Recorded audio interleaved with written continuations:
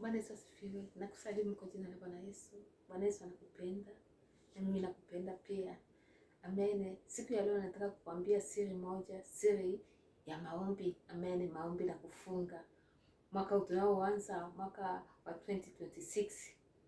Nakwambia siri ya maombi ni siri kubwa. Kabla hujapanga kila kitu, kabla hujapanga mambo yako mwaka huu, tangulize Mungu. Tafute Mungu kwa maombi na kufunga. Tie plani zako zote mikononi mwa Bwana na waambie Mungu akujulishe mambo utakayofanya mwaka huu. Bwana sifiwe. Usifanye plani zako mwenyewe. Mtie Mungu kwanza. Amen. Jinyime, tafute Mungu. Amen. Acha mambo ya dunia kwanza.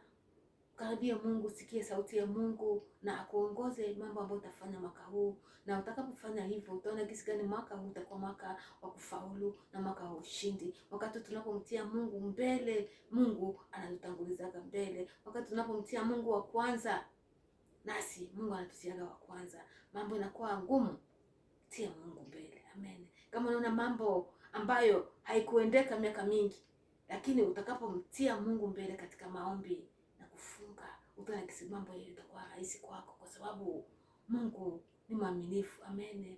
Jinyime, jinyekeze mbele za Mungu, mtafute Mungu. Hata katika neno la Mungu tunasoma watumishi wa Mungu wengi walitafuta Mungu kwa njia ya kufunga na kuomba na wakaona Mungu. Amen. Na nakwambia siri hiyo. Tafuta Mungu katika njia ya maombi na kufunga kabla ya plani zako. Tafuta kwanza Mungu akuongoze na utaona jinsi gani mambo itakuwa ya baraka kwako mwaka huu na ya mafanikio, na utaona jinsi gani utakapofaulu katika utakayofanya.